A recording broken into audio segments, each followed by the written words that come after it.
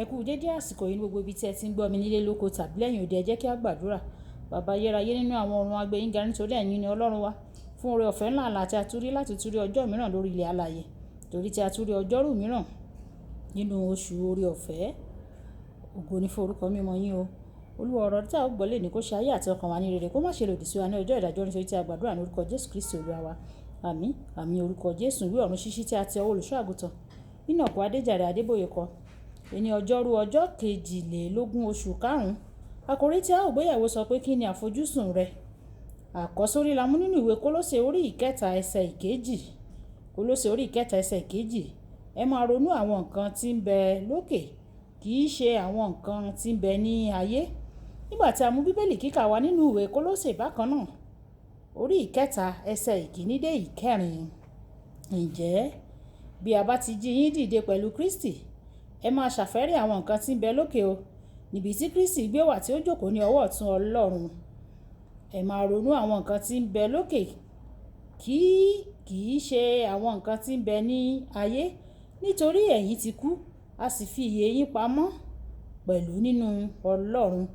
Nígbà tí Kristi, ẹni tí í ṣe ìyè wa, yóò farahàn, nígbà náà ni ẹ̀yin pẹ̀lú yóò farahàn pẹ̀lú rẹ̀ nínú ògo.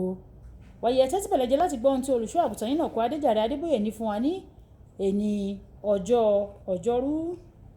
Láti ibi ìrírí mi gẹ́gẹ́ bí olùkọ́ ilé ìwé gíga, kí n tó lọ sínú iṣẹ́ ìránṣẹ́ pọ́nbélé ní òkúkúdù, mo mọ̀ pé nínú kíláàsì kì í ṣe àfojúsùn gbogbo ènìyàn tó wà lórí ni àfojúsùn wọn dá lórí òye ohun tí à ń kọ́ wọn.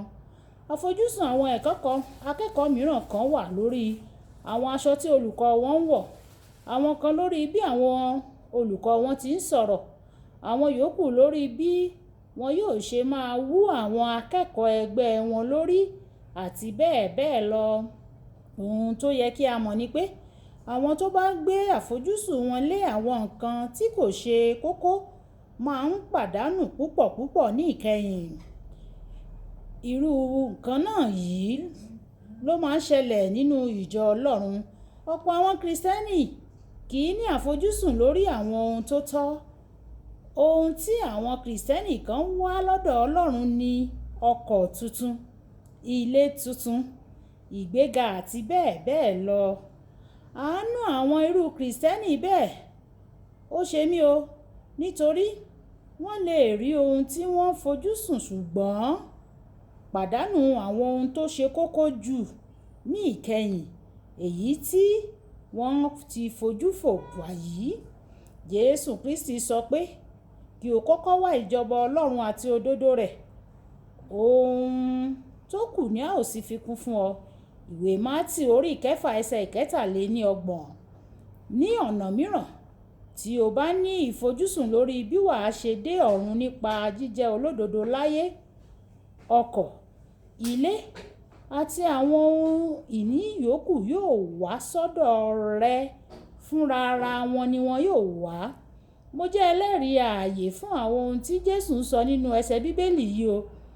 Mo gbé àfojúsùn mi lé ìjọba Ọlọ́run àti òdodo rẹ̀, àti ní báyìí mi ò lè ka iye àwọn nǹkan mìíràn tí mo ní.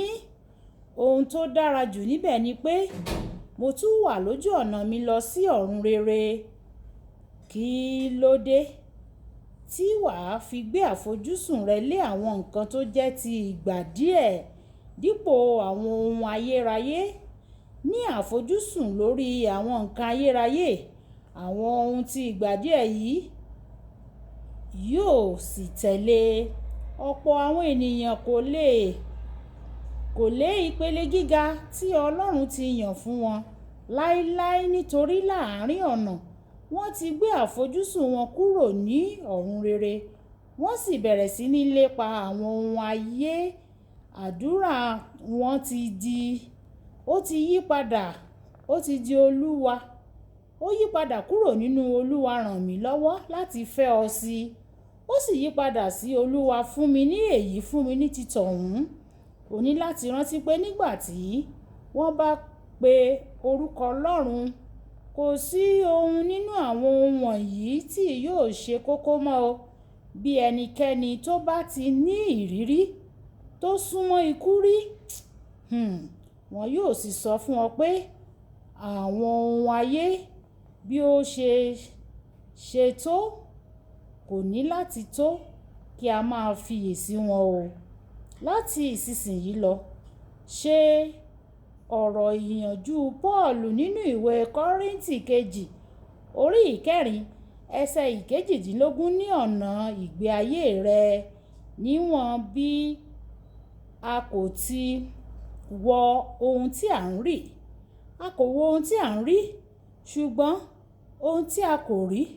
Nítorí ohun tí à ń rí ní ti ìgbà ìsinsìnyí, ṣùgbọ́n ohun tí a kò rí ní ti ayérayé. Ọ̀rọ̀ àgbéyẹ̀wò: wá ọkàn rẹ o. Kí ni ohun tó ń fojú sùn ní pàtó? Wá ọkàn rẹ. Kí ni ohun tí ò ń fojú sùn ní pàtó? Jẹ́ ká sọ pé bàbá mi, Olúwa ṣàánú fún mi. Jẹ́ kí n ní àfojúsùn sí ọ̀dọ̀ rẹ. Kí àfojúsùn mi kó jẹ́ ti ìjọba ọ̀run ayérayé. Kí n gbé ojú kúrò nínú ohun ayé ìgbà díẹ̀ yìí. Kí àfojúsùn mi kí ó sì wà ní ọ̀dọ̀ rẹ. Olúwa yóò ràn wá lọ́wọ́ ní orúkọ Jésù. Àmín. Olúwabùkọ́lá Ayako ní orúkọ mi o.